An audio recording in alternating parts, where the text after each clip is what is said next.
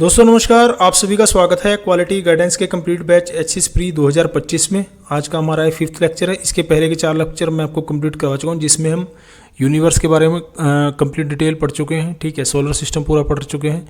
अर्थ की जो मूवमेंट्स है, कौन कौन सी मूवमेंट्स होती हैं, वो सारे क्लियर कर चुके हैं। आज हम बात करेंगे लॉन्गिट्यूड के बारे में, जिसको बोल देते हैं हिंदी में बोल देते हैं देशांतर। लैटिट्यूड के बारे में हिंदी में बोल देते हैं अक्षांश रेखाएं, अक्षांश लाइन्स। ठीक है, कॉन्टिनेंट्स जो आपके महाद्वीप हैं, ओशियन जो आपके महासागर हैं, महासागर, और टाइम जोन जो समय सारणी है।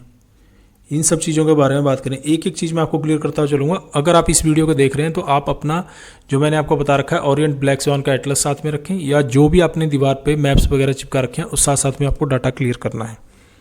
ठीक है, अगर आपको कहीं भी देश की स्थिति, किसी देश की स्थिति के बारे में जानना है, किसी जगह के बारे में जानना है, आपको कैसे पता होगा कि वो जगह कहाँ पर है, वहाँ का समय क्या है।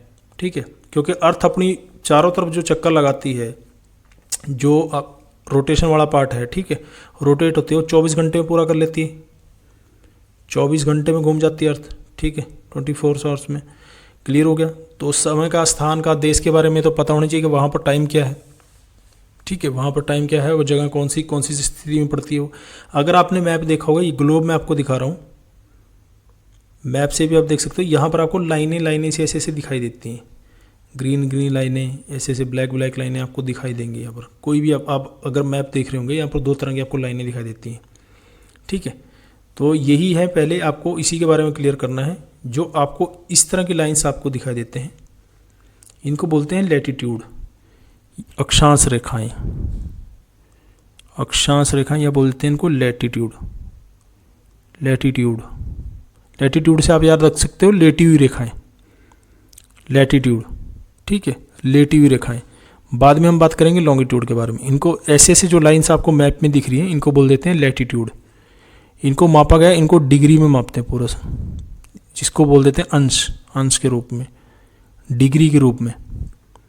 ठीक है, ये हमारी अर्थ है। अर्थ की शेप आपको दिख रही है यहाँ पर, ये झुकी हुई सी इस तरह से आपको दिख रही है, क्योंकि 23.5 जो मैं आपको पहले बता चुका हूँ, झुकी हुई है, टिल्टेड है। अर्थ टिल्टेड है सन की तरफ। ठीक है, एक ही दिशा में झुकी हुई है, सन की तरफ नहीं, एक ही दिशा में, ऐसे करके, जो मैंने उस दिन आपको बताया था। अपने अक्ष पर, अपने एक्सिस पर 23.5 झुकी हुई। ठीक है, तो जैसे ही आप मान लीजिए, मैं आपको ऐसे शेप में दिखा देता हूँ सीधे। ये हमारी अर्थ होगी। इसका अगर आप हाफ करोगे, इसको मान लिया गया है अंतर्राष्ट्रीय सहमति के 0 डिग्री, तो ये बन गया आपका इक्वेटर। इसको हिंदी में बोल देंगे भूमध्य रेखा, या इसको बोल देंगे, एक और नाम है विषुवत रेखा, विषुवत लाइन्स, या फिर इक्वेटर लाइन्स। ठीक है, इंग्लिश में इक्वेटर ही बोलेंगे, हिंदी में भूमध्य रेखा है, विषुवत रेखा। ये 0 डिग्री पे है, यानी कि यहाँ पर आपके जो गोला है, पृथ्वी गोले के रूप में है, उसका हाफ हो जाता है यहाँ पर। इसको बोल देते हैं नॉर्दर्न हेमिस्फीयर, उत्तरी गोलार्ध, यानी कि गोले का आधा, उत्तरी गोलार्ध। ठीक है, ये हो गया आपका सदर्न हेमिस्फीयर, दक्षिणी गोलार्ध।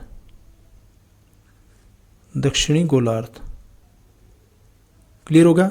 ये बीच में इक्वेटर होगी, और ये ऊपर की तरफ हो गया नॉर्दर्न हेमिस्फीयर, नीचे की तरफ हो गया सदर्न हेमिस्फीयर, उत्तरी गोलार्ध, नीचे होगा दक्षिणी गोलार्ध। जब हम लॉन्गिट्यूड के बारे में बात करेंगे तो ईस्टर्न और वेस्टर्न हेमिस्फीयर भी आएगा। अभी हम लैटिट्यूड के बारे में बात करें तो यहाँ पर आपका 0 डिग्री है।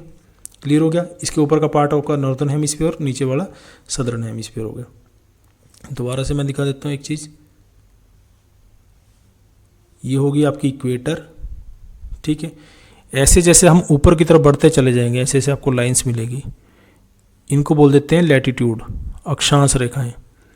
ये ऊपर की तरफ जाएंगी तो यहाँ हो जाता है 90 डिग्री। यहाँ पर 0 डिग्री है, यहाँ पर हो गया 90 डिग्री, ऊपर तक चला गया। ठीक है, यहाँ पर आ जाता है आपका नॉर्थ पोल, उत्तरी ध्रुव। और ऐसी नीचे की तरफ आ जाएंगे, पूरी की पूरी लाइन्स आ जाएंगी। ठीक है, यहाँ पर भी 90 डिग्री हो जाएगा। यहाँ पर हो जाएगा साउथ पोल, ये 90 डिग्री पे है। ठीक है, इसको बोल देते हैं दक्षिणी ध्रुव। एक और चीज़ आपको याद करनी है, एक देखिए आपको अच्छे से समझना है, एक एक चीज़ मैं आपको क्लियर करूँगा। ये जो लाइन्स है इनके बीच की जो दूरी है वो रहती है 111 किलोमीटर। ये दूरी कहीं पर भी कम नहीं होती है, सब जगह एक सी रहती है। लेकिन लैटिट्यूड जो रेखाएं, लैटिट्यूड जो लाइन्स हैं, इनकी ये लंबाई जो है इक्वेटर पर सबसे ज़्यादा है, यानी कि गोले का पूरा चक्कर लगाना पड़ रहा है। जैसे जैसे पोल की तरफ जाओगे, चाहे ऊपर की तरफ जाओ चाहे नीचे की तरफ जाओ, जैसे जैसे पोल की तरफ जाओ इनकी लंबाई कम हो जाती है, लेकिन इनके बीच की दूरी कम नहीं होती। ये लॉन्गिट्यूड में और लैटिट्यूड में बहुत बड़ा अंतर है, जो मैं आपको आगे भी क्लियर करूँगा। ठीक है, इनकी जो लंबाई है वो कम हो जाएगी, लेंथ कम हो जाएगी, लेकिन इनके बीच का जो डिस्टेंस है वो कम नहीं होगा। ये है लैटिट्यूड के बारे में, जो लेटी हुई रेखाएँ हैं। क्लियर होगी ये चीज़? ठीक है, ये 90 डिग्री क्यों है? जैसे आप किसी गोले पे जाओगे, ठीक है, यहाँ से हम चले ऊपर की तरफ जाए तो ये 90 डिग्री, उस तरफ को आएंगे ये 90 डिग्री, यहाँ तक ये होगा 90 डिग्री और ये 90 डिग्री। कोई भी अगर आप गोला ले लेते हो, सर्कल ले लेते हो, आपको ये पता होगा 180 डिग्री होता है पूरा। तो यहाँ से हम चले, ये मैंने हाफ सीधा, ये तो हम सीधे प्लेन रूप में देख रहे हैं, गोले के रूप में देखें तो यहाँ से ऐसे गए 90 डिग्री, उधर से इसकी तरफ नीचे उतरे तो ये 90 डिग्री, ये 90 डिग्री और ये 90 डिग्री। ये मैं सीधा आपको दिखा रहा हूँ। ठीक है, तो 180 डिग्री हो गई। यहाँ पर ये जो पोल है वो 90 डिग्री पे, ये नीचे 90 डिग्री पे, 180 डिग्री हो गया। पूरा कर देंगे तो 360 डिग्री हो जाएगा, 360 डिग्री हो जाएगा। सॉरी, यहाँ पर मैंने 180 डिग्री लिख लिया, सॉरी। इसके लिए कोई भी हम सर्कल लेते हैं वो 360 डिग्री होता है। 90 डिग्री ऐसे गए हम, 90 डिग्री ऐसे, और 90 डिग्री ऐसे, 90 डिग्री ऐसे, 180 360 डिग्री होगा टोटल। सॉरी, 180 डिग्री लिख दिया था मैंने, 360 डिग्री। कोई भी हम सर्कल लेते हैं 360 डिग्री होता है पूरा का पूरा। ठीक है, हाफ हाफ को बताइए, 180 डिग्री हो गया ऐसे और ऐसे। क्लियर होगा? 100 किलोमीटर, ये सारी चीज़ें मैंने आपको बता दी। एक और चीज़ आपको समझनी है, जैसे ये है पूरा का पूरा, ये हो गया आपका 0 डिग्री इक्वेटर, इसको डिग्री में ही मापेंगे। ठीक है, यहाँ पर है 23.5 डिग्री, 23.5। ये कौन सी है? कर्क रेखा। इंग्लिश में क्या बोलेंगे? Tropic of cancer. ऐसे ही नीचे की तरफ है, ये भी 23.5 है, इसको बोलते हैं मकर रेखा। उस दिन भी मैंने चीज़ें बताई थी आपको, इसको बोलते हैं ट्रॉपिक ऑफ कैप्रिकॉर्न, मकर रेखा। ये क्यों है? ये 23.5 डिग्री तो मैंने आपको बता दिया था, पृथ्वी अपने एक्सिस पे झुकी हुई है, उसी हिसाब से जो सन की लाइट आती है इसी के बीच में रहेगी। ये चीज़ आपको समझाई थी मैंने उस दिन, जो आपका एंगल बनेगा। और यहाँ पर एक और चीज़ ले रखी है, वो है 66.5। ऊपर तो आपको पता ही 90 डिग्री हो गया, 66.5।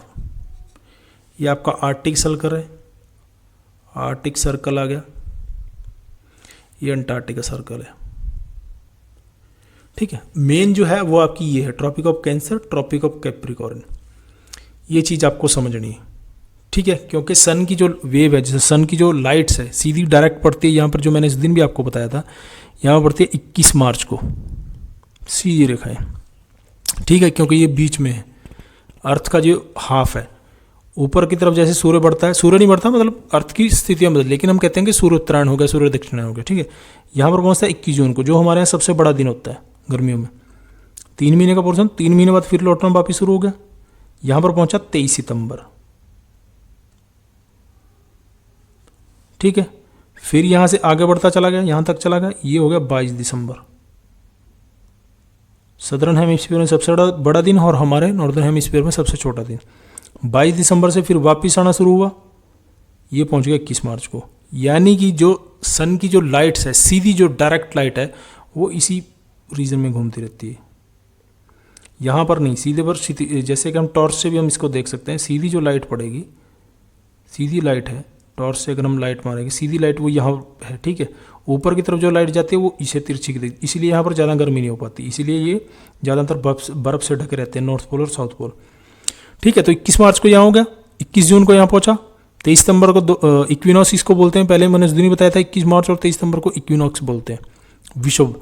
ठीक है, 22 दिसंबर को यहाँ पहुँचा मकर संक्रांति के टाइम, और फिर यहाँ से यहाँ वापस आ गया 21 मार्च को। तो 6 यानी कि 3 महीने 3 महीने 3 महीने जाने में 3 महीने आने में 3 महीने 3 महीने 3 महीने जाने में 3 महीने आने में, इसके बीच ही पूरा साल उसका गुजरता है। सीधी जो लाइट है वो यहीं पर आती है।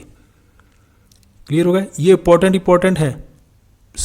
23.5 जो है ये इंपॉर्टेंट है यहाँ पर। ट्रॉपिक ऑफ कैंसर जिसको बोलेंगे, ये भी अक्षांश रेखा का ये पार्ट है, क्योंकि डिग्री में 90 डिग्री तक 90 लाइन से ऊपर की तरफ, नीचे की तरफ भी 90 लाइन से। ठीक है, क्लियर हो गया ये चीज़ आपको?